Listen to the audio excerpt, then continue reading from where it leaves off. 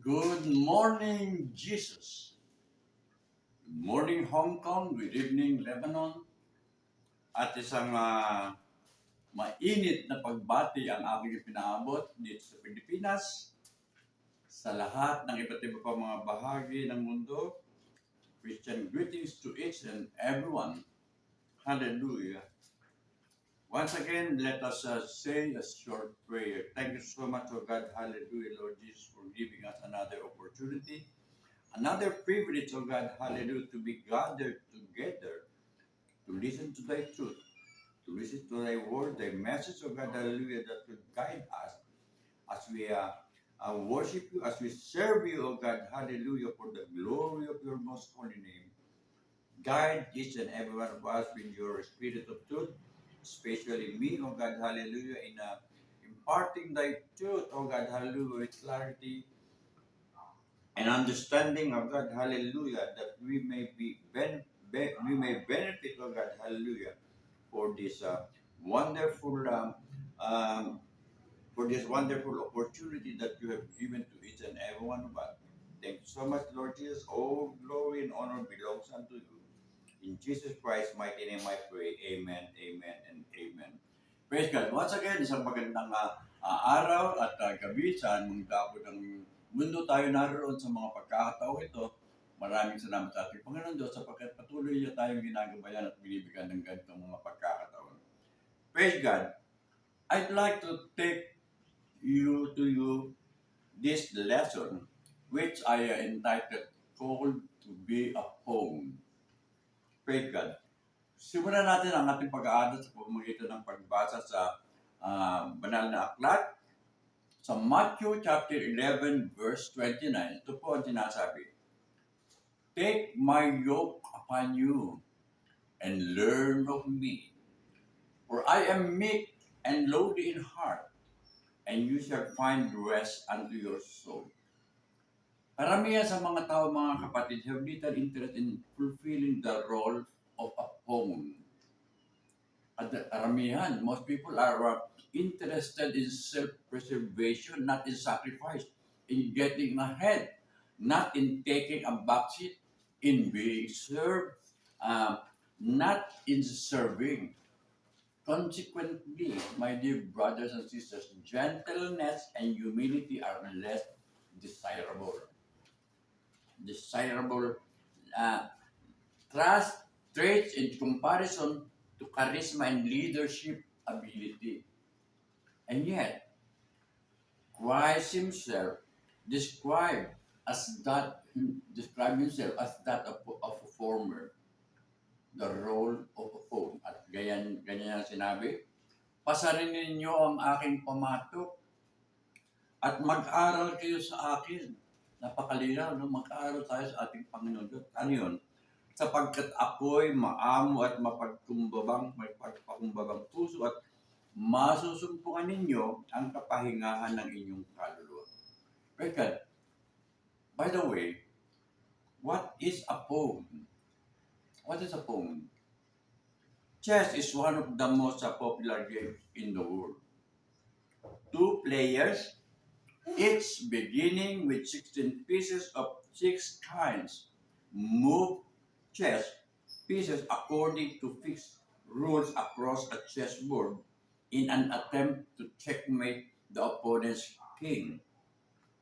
At incidentally, just want to inform or remind everyone that the first the first Asian Grandmaster comes from the Philippines, Eugene Torre. Lamang na siya, no? May Torre na siya, sarili. The 16 pieces of 6 kinds consist of 1 king, 1 queen, 2 bishops, 2 knights, 2 rooks, and 8 pawns. Hallelujah. Each of the different kinds represent a value. The most valuable being the king. When the king is unable to move, praise God, the game is over. The queen is the next most valuable piece. However, the game can still be played even after a queen has been captured. The value of the bishops, knights, and rooks is fairly equal and mostly determined by the game situation. The pawns are the least valuable chess pieces. Ano ba ang definition according to the dictionary of a pawn? It says, one that can be used to further the purposes of another. Isang bagay, isa na siyang gagamitin para lang isulong ang purpose ng iba. In the game of chess, this is precisely the role of a pawn fulfills. Pawns are expendable and are often sacrificed for a more valuable piece. Now, there is a question. I want to ask everyone, are you willing to be a pawn? Papayag ka ba na ikaw ay maging isang pawn ng sinasabi sa ating mga napag-aralan to serve and not to be served? Right, God? Merong isang, naalala ko, merong isang awit ng mga bata na nakakanta yung uumpisa ng isang bata yung awit and then sasagot yung karamihan, yung mga classmates niya kung nasa eskwelahan. Ano ang kanta niya?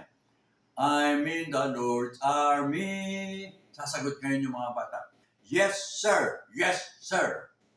Pero, pagdating sa mga adult, sa mga mature people, there has been times in which the word, yes, sir, would not come so easily. Parang hirap bang salitain, no? Parang hirap sabihin, sumagot ng yes, sir.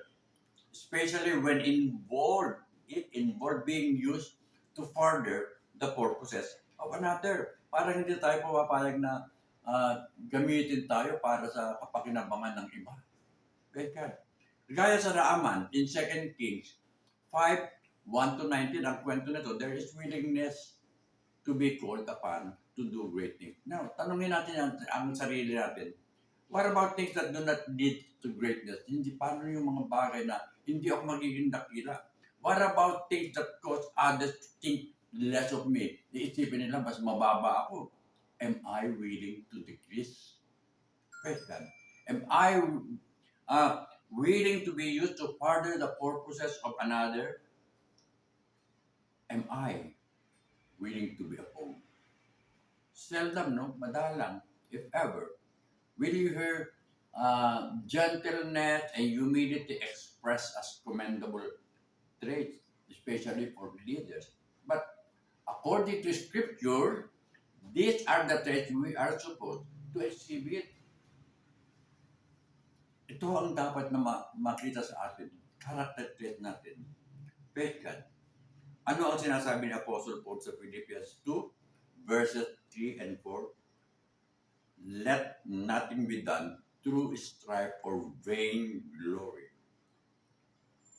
but in kindness of mind let each esteem other better than themselves. Look not every man on his own things, but every man also on the things of others.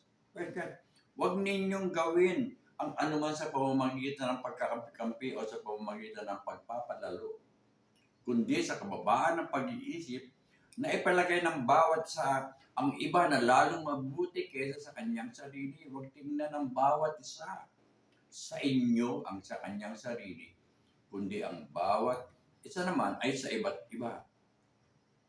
Being kind and humble are things we should aspire to become. Praise God. Pero sa halip, we often want power so we can command and control. We do not want to be a pawn. Madalas nangyayari yan, aminin natin yan. Now, in Mark 10, verse 37 ng New King James Version, nasusulat, James and John asked Jesus, grant us that we may sit one on your right hand and the other on your left in your glory. Nang marinig ito ng mga ibang mga disipulo, of course, na-display sila. Hindi nila nagustuhan yung sinasabi ni James and John. No? Kaya ano ang sabi ng ating Panginoon Diyos sa 42 and 43 ng Mark 10? And Jesus called them to him and said to them, you know that those who are considered rulers of the Gentiles lord it over them, and their great ones exercise authority over them. Yet it shall not be among you.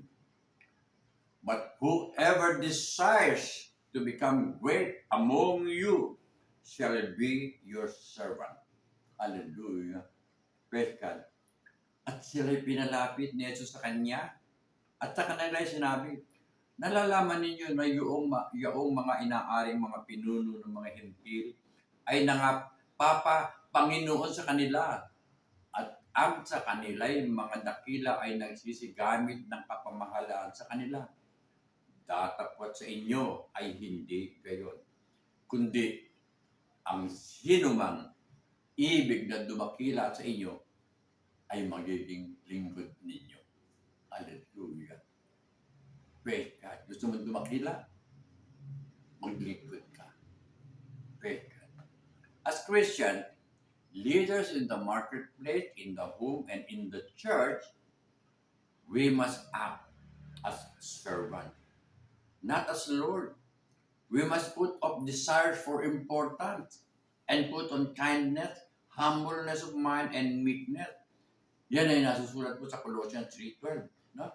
Bilang mga Kristiyano, kinakailangan na maglingkod tayo, mag-acto tayo, maging servant tayo, not as Lord. Alisin natin yung ating kagustuhan na maging importante tayo, kundi ilagay natin ng kindness, humbleness of mind, and meekness. Gaya na sinasabi ng ating Panginoon Hesus Kristo, mag-aral kayo sa akin, for I am meek and lowly. Instead of desiring to be the one who is served, we must serve. We must seek to live counterculture to our world. Kailangan mas hanapin natin na taliwas sa takbo ng mundo. Praise God. We must not think of ourselves as being superior to others. Maraming meron ganyan na superiority complex, no? Ang pakiramdam niya sa sarili niya, siya yung pinakamagaling na, mas magaling siya sa isa. Praise God. We must not act in ways that displays attitudes of smugness and haughtiness. We must not allow pride to arise within our hearts. Hallelujah. Kapag ang mga bagay na ito ay nag-i-exist sa atin, contention will arise. Instead, we are to be clothed in humility as written in 1 Peter 5:1. In his commentary concerning this verse, ito si Matthew Henry ay nagsabi, humility is the great preserver of peace and order in all Christian churches and societies. Consequently, my dear beloved brothers and sisters, pride is the great disturber of them and the cause of most dissension, nakakabahabahagi, and breaches in the church. Hallelujah. Humility and gentleness help maintain the unity of the Spirit. As Apostle Paul said in Ephesians 4:1-3, ang sabi niya sa New King James Version, I, therefore, the prisoner of the Lord, beseech you to walk worthy of the calling with which you were called, with all lowliness and gentleness, with long suffering, bearing with one another in love, endeavoring to keep the unity of the Spirit in the band of peace. Hallelujah! Napakalinaw mga kapatid na pakiusap ni Apostle Paul sa iglesia sa Efeso. Ito ang tinuturo niya. Namamanhik nga ako sa inyo, akong bilanggo sa Panginoon na kayo'y magsilakad ng nararapat. Sa pagkatawag, tinawag kayo, tinawag tayong lahat. Nasa inyo itinawag ng buong kapakumbabaan at kaamuan, na may pagpapahinuhod na mga batahan kayo sa pag-ibig na pagsakitan ninyong ingatan ng pakikipagkaisa sa Espiritu sa tali ng kapayapaan. When lowliness and gentleness are absent, kapag nawala ang lowliness and gentleness, maintaining the unity of the Spirit is virtually impossible. We must not allow insecurities, inferiority complex, egos, and personality differences to cause us to react in ways contrary to that of our own. Our chief desire, my dear beloved brethren, Christian, must not be to impress others. Yan ang tinuro ng ating Panginoon Jesucristo. Jesus taught his disciples that greatness does not come from where one sits at the table. Thank God. Those who serve are the greatest. Read Mark 10:42 and 43. Greatness is not based on position or title or one's possessions. Greatness does not come to those who seek self-promotion. Greatness comes to those who are willing to be upon. Hallelujah. Naalala ninyo yung simula ng ating lesson? Praise God. Hallelujah. Na ang phone ay laging gusto niya nauuna siya. Naalala ko yung stagecoach. Ito po stagecoach ay isang karuwahe. Ito po yung mode of transportation ng decades ago sa Western America, West Coast of America. Mula po sa California, magbabiyahe itong stagecoach na ito na isang karuwahe na hatak-hatak ng 4 na kabayo. Ang karuwahe ay nahahati sa 3. First class, second class, first class sa gitna, third class sa huli. Merong isang pasahero na first time niya sasakay ng stagecoach. Nagtanong, tinignan muna yung stagecoach. Pare-pareho naman ng upuan. So nagtanong siya, magkano ba ang pamasahe? Sa first class, ganito, second class, ganito, sa third class, ganito. Sabi niya, pare-pareho naman ng upuan, pare-pareho naman makakarating. So, bakit napakamura ng third class? Kinuha niya third class sa upuan. So, lakad na. From California to Nevada to Arizona to Oklahoma, part of Texas, biyahe na yan.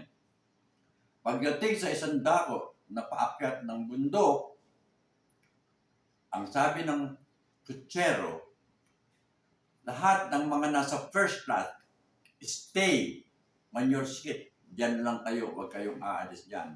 Lahat ng nasa second class, baba kayo lahat. Dito kayo sa gilid ng karuwahe. Lahat ng nasa third class, yung pinakamababa, lahat ng nasa third class, dito kayo sa likod. Okay, itulak ninyo ang karuwahe. Hallelujah. Kaya pala mura.